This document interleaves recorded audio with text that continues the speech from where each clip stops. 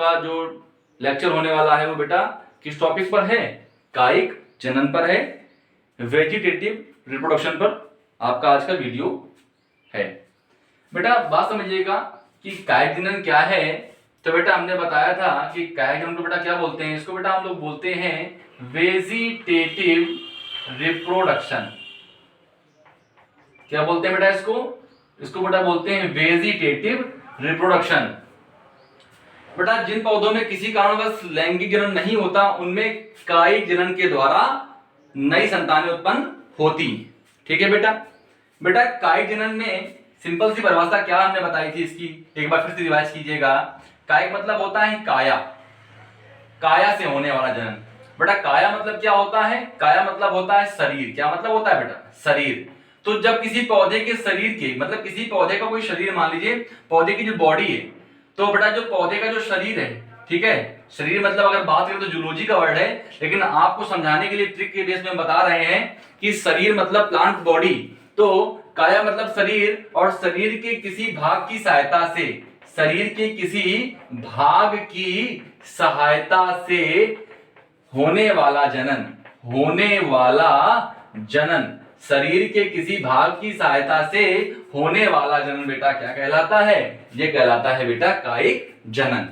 बेटा बात समझ में आ गई होगी इतनी आपको। बेटा देखिए आपके सामने ये प्लांट बॉडी का स्ट्रक्चर है बेटा, ये एक पादप का है। ठीक है बेटा, ये बेटा एक आपके प्लांट का स्ट्रक्चर है। अब बेटा देखिए जरा पौधों में कौन कौन से भाग कायिक होते हैं। तो बेटा पुष्प में जो पौधे होते हैं, पौधों में बेटा पुष्प, ठीक है बेटा, पौधों में पुष्प वाला जो भाग होता है वो बेटा हमारा कौन सा भाग होता है? लैंगिक भाग होता है। पुष्प जो है बेटा कौन सा भाग होता है पौधों का? वो पौधों का लैंगिक भाग होता है। फ्लावर इज अ मोडिफाइड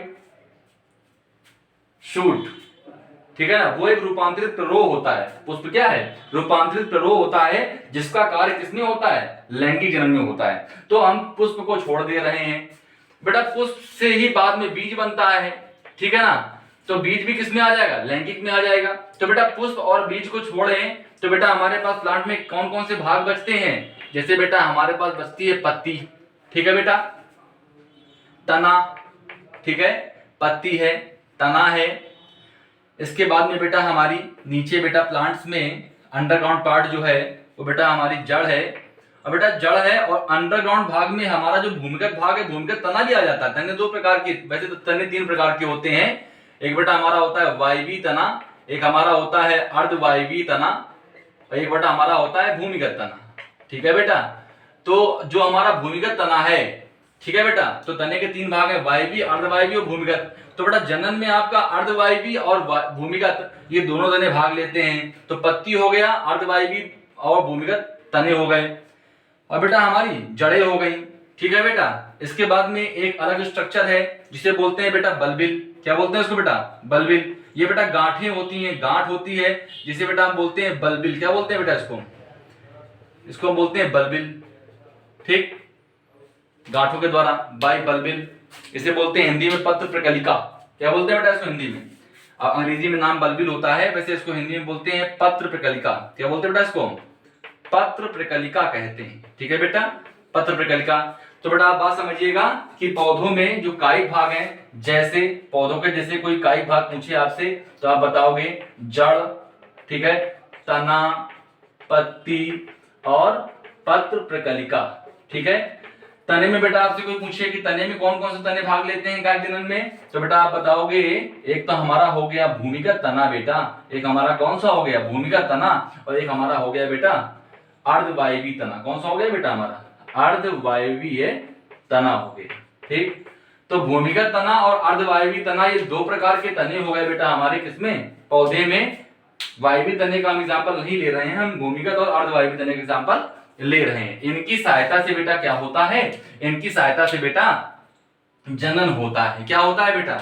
जनन होता है। कौन सा जनन होता है बेटा? कायिक जनन होता है। ठीक है, कायिक जनन क्या होता है? काया से होने वाला जनन, मतलब शरीर के किसी भाग की सहायता से होने वाला जनन बेटा क्या कहलाता है? कायिक जनन कहलाता है। ठीक है बेटा, तो बेटा अब बात समझना, अब कायिक जनन कैसे होगा? तो बेटा कायिक जनन में सबसे बड़ी भूमिका एक बात आती है कलिकाओं की।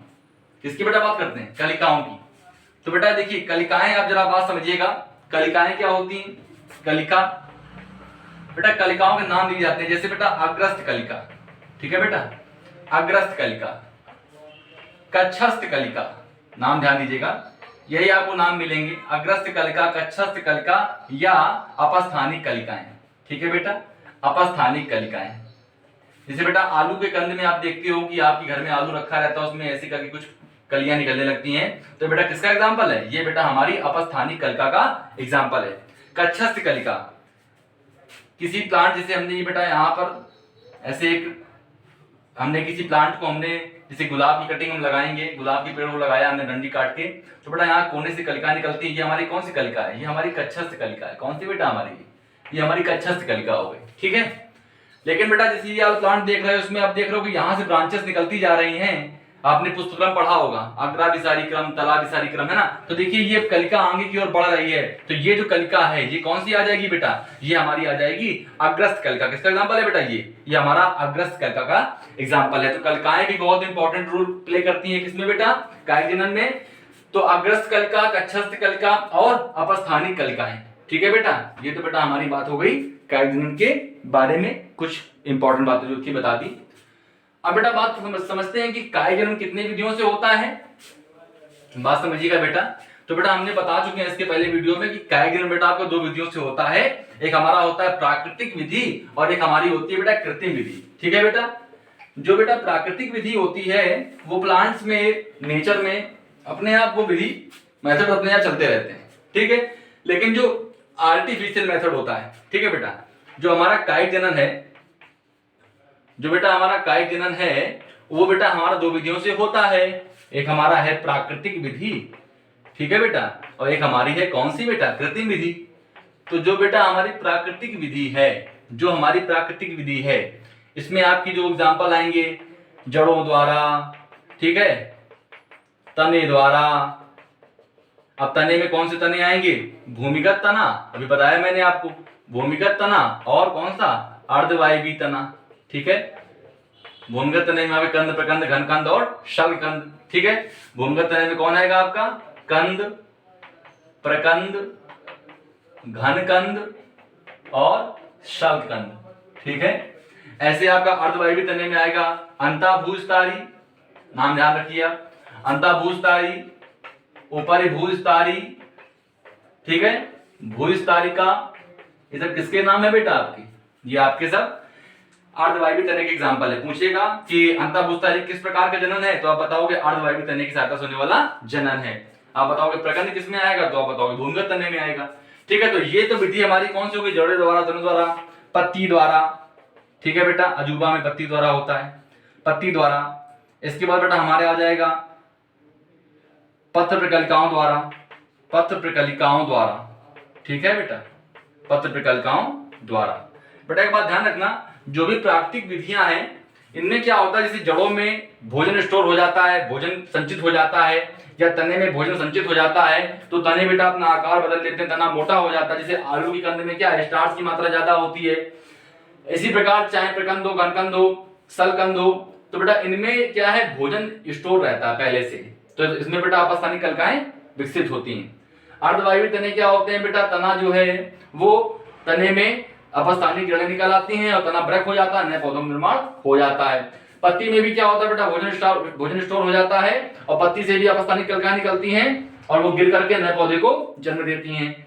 पत्र प्रकलिकाएं भी क्या होती हैं बेटा? तने पर मोटी मोटी गांठें पाई जाती हैं जिनमें भोजन स्टोर हो जाता है और ये भी जमीन में गिरकर नए पौधों को जन्म देती हैं।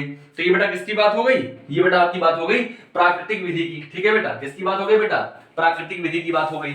अगर बेटा हम बात करते हैं कृत्रिम विधि की, ठीक है बेटा, अब हम बात करने जा रहे हैं जो सबसे ज्यादा इंपॉर्टेंट है टॉपिक, वो हमारा कौन सा है बेटा?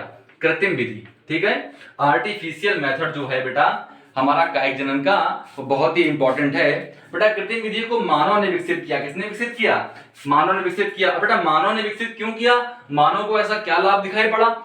तो बेटा बहुत ही ज्यादा मात्रा में नए पौधों को विकसित करना इस समय की मांग है।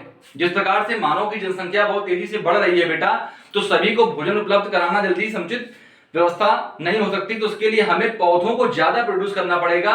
और जो नेचुरल विधि है उससे प्लांट्स में एक टाइम पर नए प्लांट्स प्रोड्यूस होते हैं। लेकिन अगर हम कृत्रिम विधि का यूज करेंगे, अगर हम आर्टिफिशियल मेथड का यूज करेंगे, तो हम जब चाहेंगे और जितनी मात्रा में चाहेंगे उतनी मात्रा में बेटा हम पौधों को तैयार कर सकते हैं और अपने किसानों को दे सकते हैं। इसीलिए बेटा हम कृत्रिम विधि का यूज करने लगे हैं, मानव अपने लाभ के लिए इस विधि का उपयोग करने लगा है। तो बेटा कृत्रिम विधि में देखो बेटा कुछ विधियां आती हैं, जैसे बेटा हमारी आती है सबसे पहले एक हमारी आती है बेटा कलम विधि। कौन सी आती है बेटा हमारी? कलम विधि। फिर हमारी कौन सी आती है बेटा? दाब लगाना, ठीक है, दाब लगाना। फिर बेटा हमारी आती है गूटी बंधन। बेटा दाब लगाने की का ही एक तरीका गूटी बंधन भी है, बस इसमें अंतर क्या है, इसको ऊपर करते हैं, पौधे की किसी वायवी शाखा में इस विधि को अपनाते हैं। गूटी बंधन को बेटा बोलते हैं एयर लेयरिंग भी बोलते हैं, ठीक है, गूटी बंधन।